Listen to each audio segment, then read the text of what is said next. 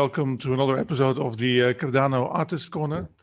If you're an ADA holder, then you can support the vodcast by delegating to Stakepool Hotel. So today we have as our guest Jason Matias.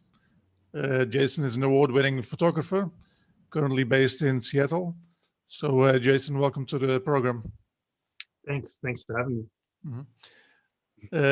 Jason, so you're an award-winning photographer, but when we spoke earlier, I seem to have understood that you also paint.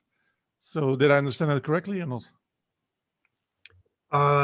I'm a budding painter. I'm trying. It's something I wanted to learn for a long time, and I just hadn't. The NFT space opens up the potential for me to do it more, I guess you could say. Because now the new world just makes it seem like, okay, now it's appropriate for me to try to spend 1,000 hours trying to learn how to paint, because there's a place for me to put it now. Right. Okay. But it's something that you always felt that you also had inside you, painting as well as photography. Yeah. You know what I really feel, my experience in the past with big art shows is that photography isn't considered art. So in a lot of ways, I've wanted to paint to get around that hurdle a little bit, and also to be able to better execute my imagination. Right. Yeah. Okay. Yeah, that sort of answers my question, because I was going to ask what photography gives you what painting doesn't, and reverse. So I guess that's the explanation for that. Can you introduce yourself a little bit, and in particularly your art career? I mean, when did you start as a photographer, and what would you consider the highlights in terms of mentions and awards and exhibitions? Because it's already quite a long career. So yeah, so my name is Jason. Thanks for having me on. I am 35 now, which is a brand new number for me. I live in Seattle, but I'm from New York, and I started art. Well, I mean, I started when I was a kid, but I quickly gave it up to follow other sort of family pressures. I'm a sixth generation first son, and we all joined the military in my family. So I always knew that was going to happen. So out of high school, I joined the Air Force and ended up in Alaska, in North Pole. And then I started taking pictures. I got a camera and started telling a little bit of stories and learning that craft. And that was 2006. So it's 2021. So 15 years I've been messing around with cameras up until the point where 2014, I started this thing as a full-time job. Mostly I pursued art as a career because I couldn't get a job outside. I couldn't get a real job. Right. I got out of the military with a master's degree in organizational leadership and an entire job market who thought I was unqualified. So I mean, I couldn't even get a job as a dishwasher. So I ended up just leaning on this art the way I do now, because that was the only thing that was generating revenue while I was finishing on my master's degree. Right, and there's been quite a long career, and like I said, there's been quite a lot of awards and mentions, and you're a photographer of Hawaii, maybe, if I saw that correctly, off the top of my head. Yeah, I think that was my first big award. I was photographer of the year for Hawaii. And then that allowed me to do a lot of traveling and do other shows, which broke me into that whole other world of not only selling prints at a local fair, but going to the big expos. So to answer your other question, the biggest shows I've done are Basel. So I did Art Basel in 2018, 2019, and then I'll be there again this year at the end of 2021. And I gave a TED Talk about a body of work that I have called Beautiful Things That Are Gone in 2018. And that was maybe the biggest thing that I've done, the biggest stage I've been on. And it was scary and fun, and I wanted to do another one. As a consequence of your TED Talk, did you get more commissions? Did that generate work? No, I did not. Nobody has ever called me and said, "Hey, Jason, I saw your TED Talk, and now I want your art." Oh. And I wanted that to happen. I thought that would happen, but you know, expectations meet reality, and it's all about marketing. And Ted just put a terrible thumbnail on my video, and then no one ever saw it. But that's okay, because what I do with it a lot is I show it to the people who are interested in me Right. and want to learn more about my work and what I Mhm. do. And that's been a huge boon. It's allowed me to tell my story in 10 minutes, Yeah. as opposed to having to do it in a big conversation Mhm. and Mhm. just display value to people. And it's kind of funny if I get to toot my own horn. It's funny and touching, and I spent like 3 or 4 months practicing it, so it Mhm. turned out all right despite some Mhm. major missteps during the talk. But people would come to me and they'd ask me, when did I become a photographer, or how did I start this whole thing? And I feel like they're asking me two questions. If they're asking me when did I pick up a camera, that was 2006, stationed in North Pole, Alaska, and I had taken up the great hobby of backcountry hiking alone, like every native New Yorker should do without any experience at all. Would you do it again if someone asked you again, or would you recommend for other people to do it? Or Well, I recommend public speaking for all artists, because it gives the audience an opportunity to get to know you Mhm. in a way that's you just can't get from a nonplussed social media conversation. Right. So public speaking, if you can manage it, which is just a skill, it's just a muscle that you have to learn Yeah. how to use. I recommend for everyone. And yes, I want to do another. But my first talk was on my photography. The next talk I want to do on my book. I wrote a book called Naked Thoughts, which is not an art book at all. It's a irreverent memoir. Irreverent? Wow, it's a hard word to say. Memoir. Mhm. Broken up into vignettes. So I want to do a talk on that. I Mhm. think it would be fun, and I think there'd be a little bit of shock and awe. Mhm. Cool. So, like you say, a good way to present yourself as an artist. If you had to define or present yourself as an artist, like now, in this little podcast, how would you define yourself, your art, and maybe also as a human being? As a human being, Well, I let's go mean, with human. It's a lot smaller. your art is part of being a human being, no? So, Yeah. Well, I guess the official summary for who my work, what my work is um, I guess I'm a lens-based artist nowadays, right? I'm a lens-based artist with two distinct veins in which I create. The first one and the original one is my landscapes. And with the landscapes, my voice in that space has centered around this idea that I call comfortable isolation.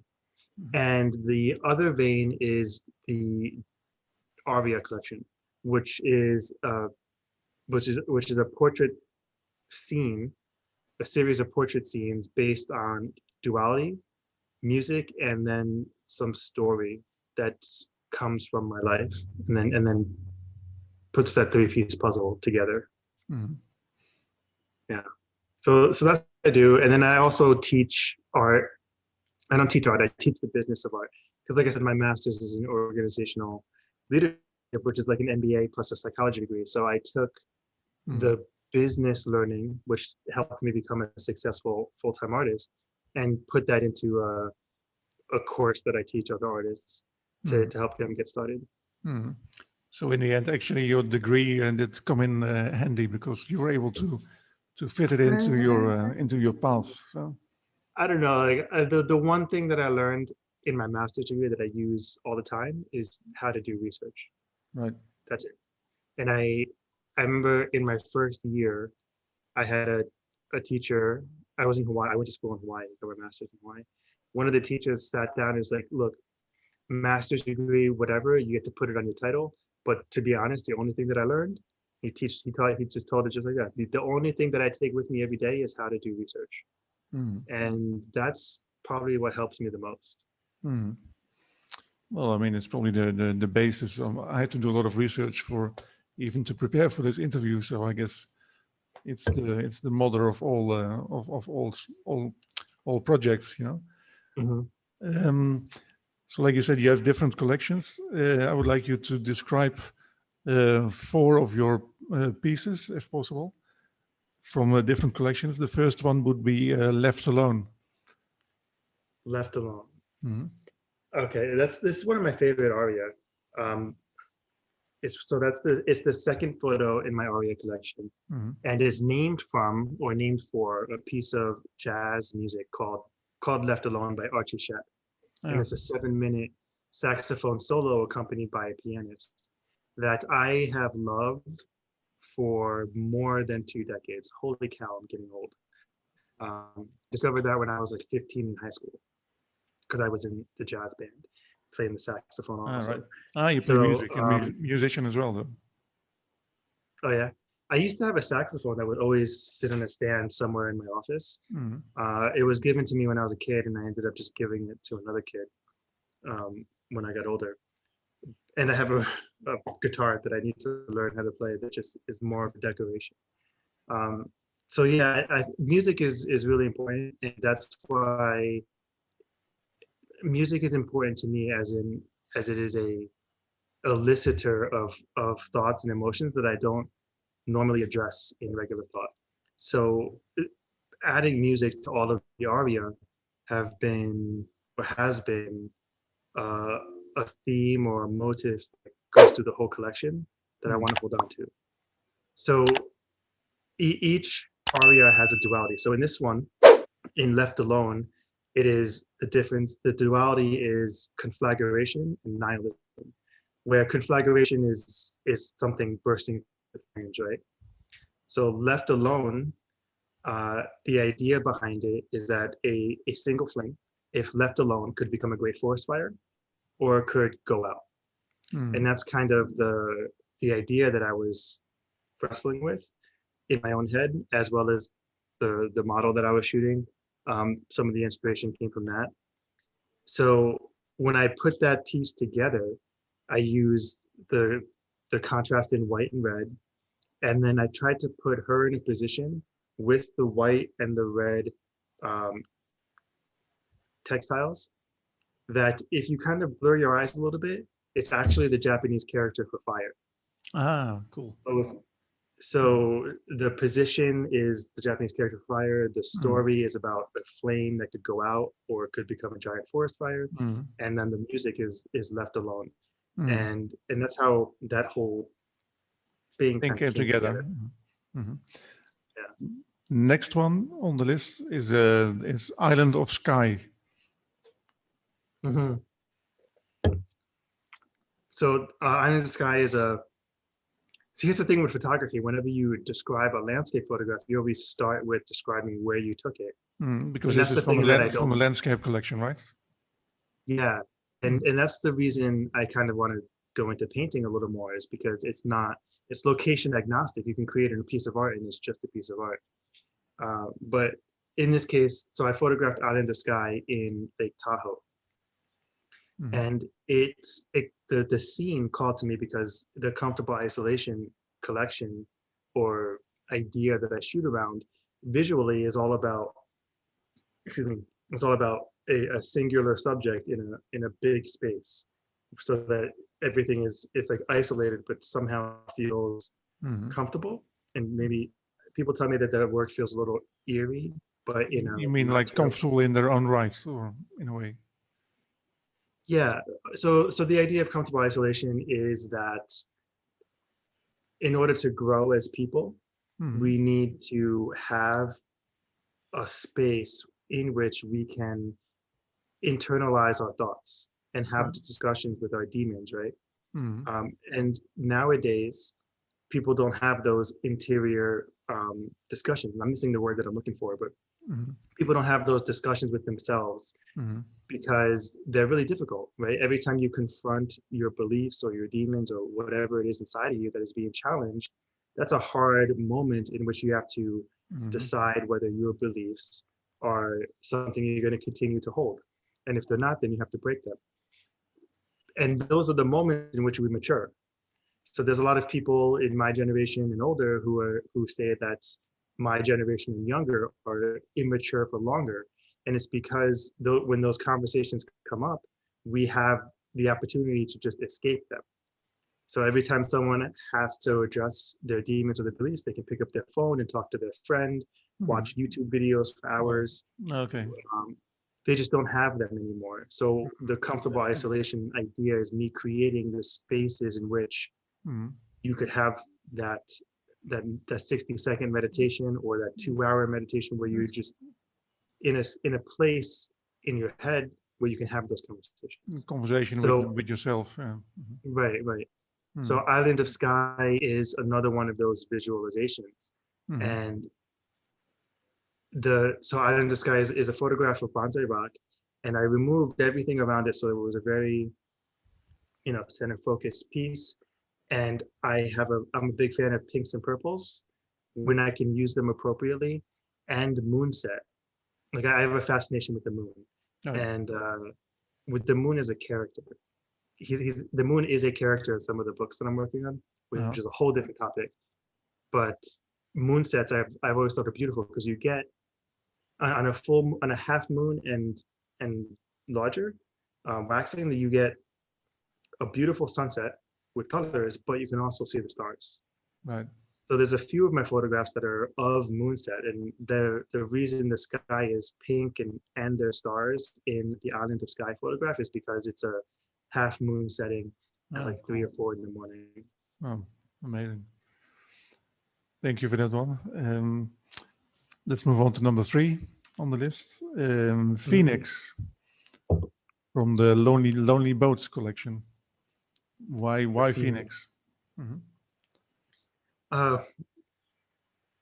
So the Phoenix is a photograph that I took in Miagao in the Philippines, and it's of a boat on the left side of the image and this crazy sunset. Sunsets in Southeast Asia are just mind-blowing. So much so that in the photographs I do have of sunset in my portfolio from Southeast Asia, they're normally toned down because the color is so unbelievable. People look at them in pictures and think it's so fake. Yeah. But that sunset stopped and then started again. It was really odd. It was just that the night sort of went blue, and then the clouds must have broke on the horizon, and then a whole new sunset started. And just came back again. Oh, wow. And then that trip to the Philippines was also quite rejuvenative for me. I spent 45 days. I'm half Filipino, so my father lives in Miagao, which is on the island of Panay, south of Iloilo. And I just had a great time, just eating too much and doing nothing, and getting the occasional photograph in. So it's also maybe a sort of a rebirth for yourself, no? Time off to. Yeah, just a time recharging the batteries. Yeah, exactly. Yeah.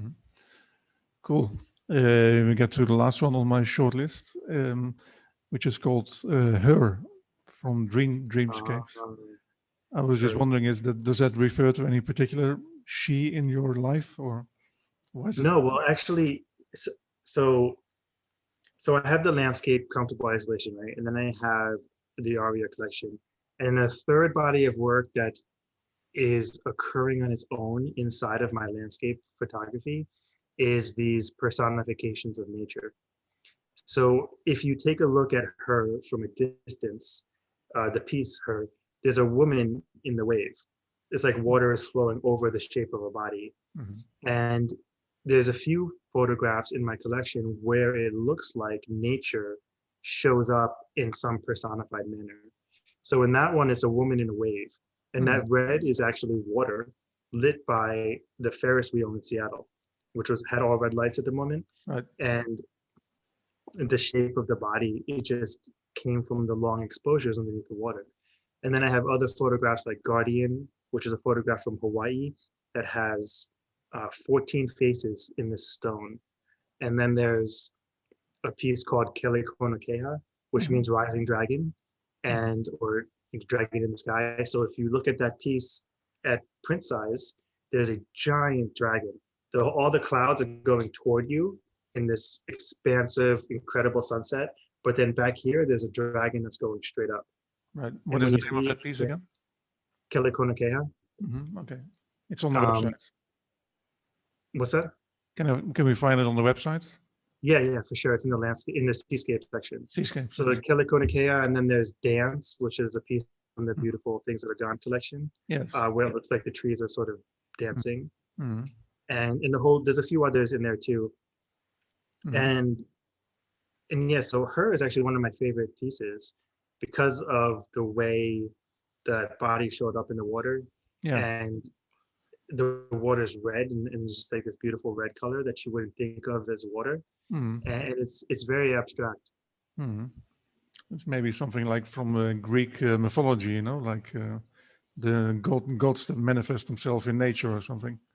Yeah, like a naiad, or I think a Yeah. naiad is a forest. But yeah, like a water spirit Yeah, exactly. or a Water spirit. nereid. That's what they are. Yeah.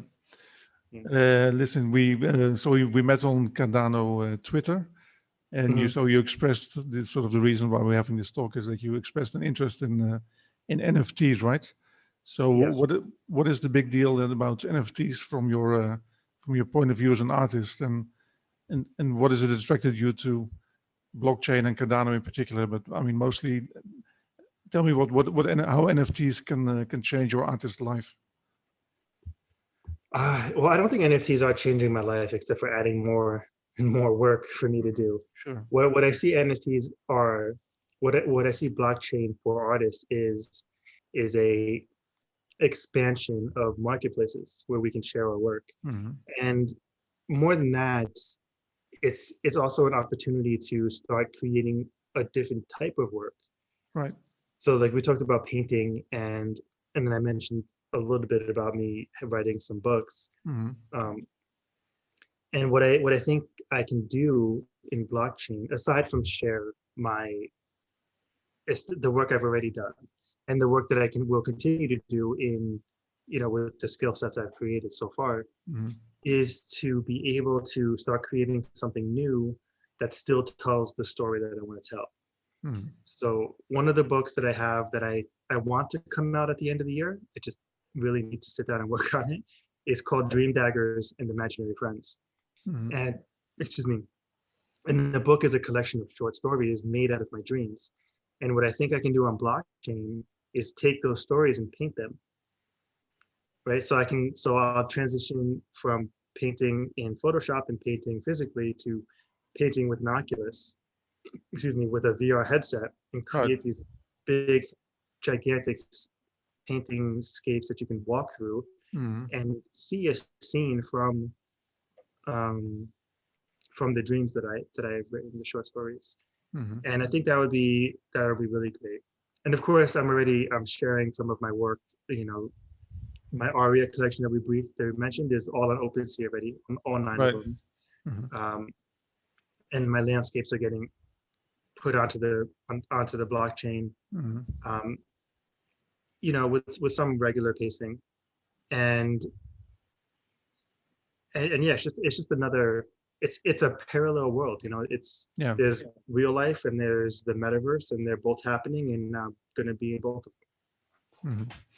Do you have anything in your collection that you would consider turning into an NFT now on the Cardano blockchain as a first? The first piece. Well, you said you loved the Vendosaura tree, and so that one's been in my mind for a while. To put a home in it, it's one of my best photographs, and it's incredible when you see it huge. I'm not sure. Like I don't. The marketplaces aren't really there yet, right? Like you guys have MADinART, but that's still a manual process. And I would love to put something up on auction there. Not that I'm pitching myself at the moment, but right now I only see MADinART and then see NFT as the only places where I can mint some highly detailed work. Yep. But yeah, if I could choose, I would be all on Cardano instead of Ethereum, because I would rather stack up Cardano than Ethereum because I just believe in the project. As a matter of fact, we're here because life is full of coincidences and connections and what have you. And we're here because Charles Hoskinson decided to roll the dice and get on a plane to Japan, 6 years ago. And this is now why we're having a conversation. So is there any message that you would give Charles or generally anybody watching this program? Any message? Well, I mean, does Charles want a Vendor for his metaverse? What would he? I think what's really great about the Cardano project is the amount of intention that goes into it, and the amount of purposeful action. And I think that for any of the artists jumping on, or any of the people creating marketplaces, or just creating projects on Cardano, is to keep that high intention and that bar, keep the bar for creating purposeful, meaningful projects and programs on blockchain. I would like to see Cardano stay a cut above the rest. Right. And I think that's already, it's built into the culture. It's built into the blockchain's program. So I don't really think it's that much of an issue. But I think that people sometimes they need permission to go slow. So if I can say anything, then I'm giving you my permission to not be first to market, but be the best to market. Right, exactly. That's the whole point. I think that's why we all fell in love with the project, because it's purposeful and thoughtful. And regarding, you mentioned MADinART, they're also sponsoring this podcast now. So we sort of have a collaboration. And I think that you'll find that that project is also meant to really promote artists of a certain level, and then also create like a community of artists, global community will all interact and all share each other's projects and things like this. So we'll definitely be putting you in touch with those guys as soon as possible. I'm excited for that. Jason, we've come to the end already of the interview. Is there any famous last words that you would like to? Anything that I didn't ask? Anything else that you wanted to add or promote yourself? Or where can we find you, for example? So you guys can find me on jasonmatias.com. Basically the hub for everything. There'll be a jasonmatias.com/Cardano Hotel that I will make and share with you for this. And it'll have sort of like a recap of what we talked about, as well as links to my OpenSea and my foundation. And I guess my first MADinART auction, which will hopefully come soon. Yes. And I'll give that to you so you can put it in the comments or what have you. And that will live forever alongside the podcast. Oh, cool. And before the NFT thing started for me in March, I mostly lived on Instagram. So you guys, anybody, if you want to check me out, it's just real Jason Matias on Instagram and now Twitter. And that's where I live in the metaverse until there's an actual house for me somewhere. Jason, it was a real pleasure and privilege to talk again, and looking forward to see you on MADinART and or anywhere else. And nice to have you in the community of Cardano artists. So all the best. Yeah, thank you. I look forward to it. I think this is going to be a tight-knit thing, and we'll hear a lot from each other. Excellent. Take care.